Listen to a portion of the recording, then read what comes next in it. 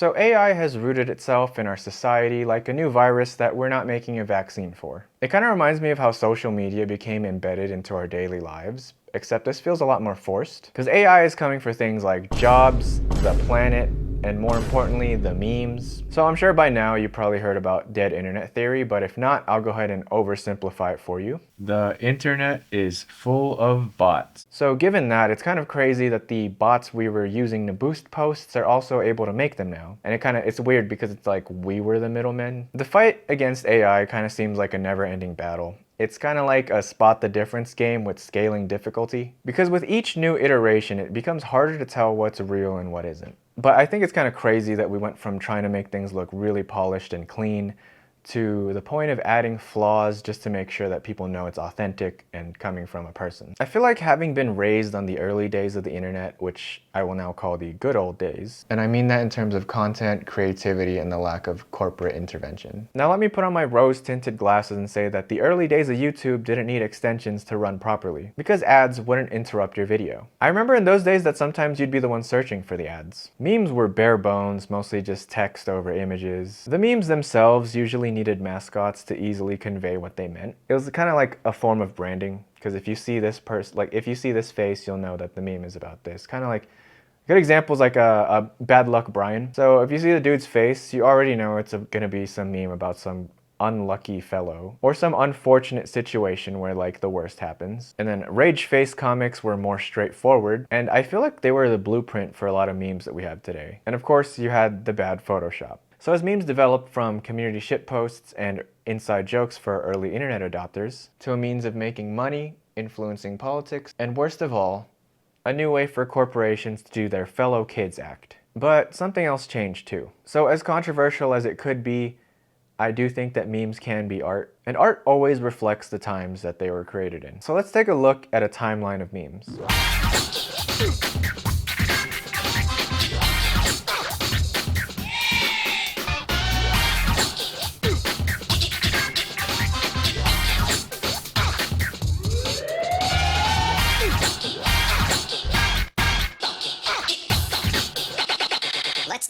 So did you notice anything about the progression of memes? Remember what I said about reflecting the times? It went from super simple, straightforward memes that anyone with internet access could probably understand in a few minutes to convoluted, ironic, and absurd. I'm not gonna lie, I thought that was a really funny time for me. That was a great time for memes. I don't know. I really like the irony of it. I don't know. I remember deep fried memes. Oh, nah, man.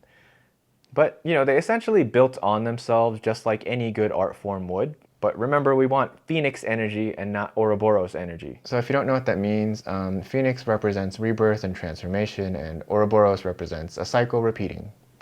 But I wouldn't be making this video if there was no problem. While we're talking about art reflecting the times, I'm sure if you're even adjacent to creative spaces, you've probably noticed the trend of people wanting to go back to analog technology. Whether it's making art in traditional ways versus digital, or just collecting physical media, I feel this is a response to the way our right to own things is being taken away. Kind of like when you buy a movie from Amazon and then suddenly it's off the library and you no longer have the movie. But I'm sailing the 7 seas, so I don't even worry about that. By the way, it's always morally right to sail the 7 seas, if you know what I mean. But we need that same energy for our memes. The rise of AI-generated content is horrible for more reasons than just rotting your brain. Besides the commonly discussed effects of AI, like its negative impact on the environment, thievery, and the lesser discussed built-in discrimination, it's doing something worse. It's taking away your autonomy. Stupid people make the argument that it lets anybody create and removes barriers. While for the most part I'm all for lessening gatekeeping, I think it definitely does serve a purpose of separating people who are serious about pursuing something versus those who aren't. Which is a fancy way of me saying it cuts out the posers. Because if you've been on the internet at all, you know that there's definitely people who don't do things for the love of the game. Also, I want to ask, if what it takes for you to create something is removing that process of creation, then what's the point? I mean, is there really the same sense of satisfaction or pride when someone asks you how you made something, and you said you typed in a prompt? That's like ordering a pizza and then passing it off to your guests as something you made. The ends don't always justify the means, and when it comes to creating, the whole point is creating. The creation itself is kind of just a bonus. That's why to me, AI slop will always be inferior to things like bad Photoshop. And no matter how good it gets, like the shit AI makes is just always gonna have like this weird off energy about it. I don't know if it's just me, but you can always tell when something was made by a living being with a soul. And when I was younger, the future was always described to me as technology getting so advanced that it would get rid of the monotonous tasks like washing dishes or filing taxes. So why are we trying to automate the fun parts and not the boring parts? So bad Photoshop seems like nothing in the grand scheme of things. So why make a whole video about it? It's simple.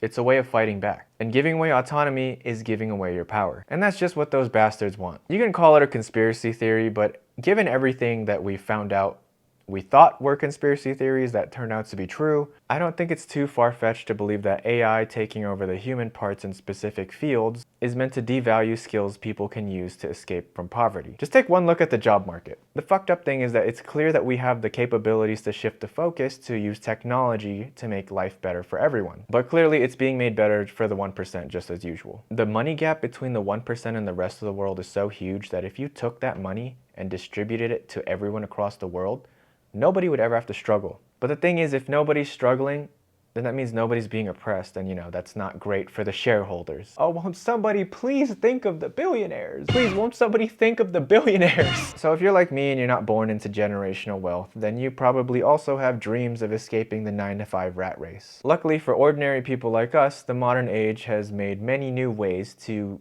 make money. And that means more options to get out of poverty. You just need a combination of hard work, creativity, and luck. And a small loan of $1 million. I'm a creative, so I'm more exposed to people using their art and creativity to make it. And it's always been something that I aspired to do myself. But while we work on things like that, we still gotta have jobs. And I already felt the impact of my field being targeted by AI, because the job market sucks for everybody. But it really sucks if you're a creative. It's already been a struggle to justify prices to clients, since most of the time they usually don't understand the process. People mostly just see the result and assume that it's simpler or easier. It could take weeks or months to work on a video that's like a few minutes long. But at the end of the day, the people who watch it just watch it for a few minutes and have no idea everything that went into that.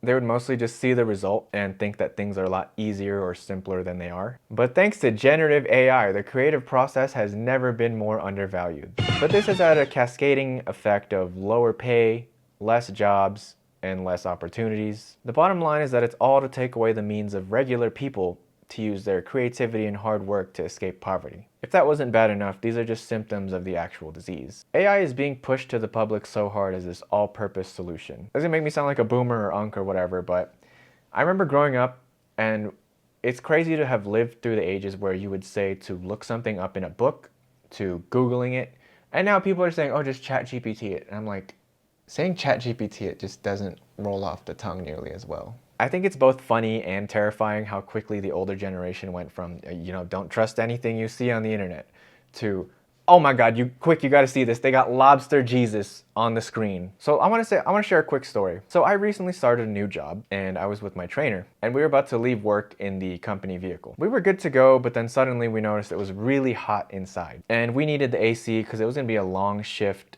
and a lot of hours in the car. So this was like an electric vehicle that basically had a thermostat instead of just like the usual dial for an AC. So we tried lowering the temp from 90 American degrees, but it was not changing. So my trainer tried turning off the vehicle, turning it on, and basically mashing all the buttons on the interface. And then when none of that worked, we went back and he asked our supervisor for help. The whole time I sat in the vehicle and watched this dude try the exact same things the other guy just did. And while all this was going on, I was just on my phone trying to find the exact model of the vehicle so I can look up some troubleshooting options online. And they were going back and forth outside the vehicle just trying to figure out what to do about it. But I found out that you just had to do a soft reset on the display and it fixed the thermostat. We were able to adjust it and everything. My trainer went back and he was just like, yeah, so we're gonna have to switch vehicles and everything. And I was like, oh, but I fixed it. I later found out that my trainer was a heavy user of ChatGPT. I know correlation doesn't equal causation, but still, And you know, I'm no angel either. I've used ChatGPT before, but I've lessened it a lot and I'm getting to a point where I don't even use it at all. But yeah, the point is this hard push of AI usage on the public is meant to take away or weaken the average person's critical thinking skills. And at the time when I thought about it, I was like, well, what's the benefit of a dumber population? But then it hits and then you realize it makes you more docile, easier to control and manipulate. AI wants to integrate itself into your every activity. These tech companies want you to depend on it. But don't give in. The less we rely on AI, the more control we have over ourselves and ultimately the future. So this whole thing was just me using bad Photoshop as a microcosm for the larger problem with generative AI and automation. So keep making bad Photoshop memes and keep making things yourself. One thing that really stuck with me was this idea. The act of creating is resistance. Even when it isn't about politics or current events, even when it's just about something that you love or that brings you joy. There's joy in the process, and there's power in joy, and there's hope in continuing to make things ourselves. So I'm not saying to just reject technology, but I am saying don't let technology experience humanity for you. I know this video isn't really going to convince anyone that's already like deep into AI and all that stuff, but I like to think it'll reach some people who are probably slowly switching sides. So yeah, if you made it to the end of this video, thanks so much for watching. I want to say that this is probably going to be the only video for this month, just because I've been kind of busy and I'm trying to catch up on another project that I will talk about in probably the next video. But I am streaming at least once a week on the weekends, and more if I can. So check out the second channel because that's where I stream art and games. The usual stuff, like, comment, subscribe, ring bell. Oh yeah, there's also a Discord. It's kind of just a mix of both channel communities. It's a small group, but you know, I'm hoping we can grow that into a slightly less small group. But take care of yourself. I'll see you in the next one, and you know, keep making stuff. Let's take a look at a time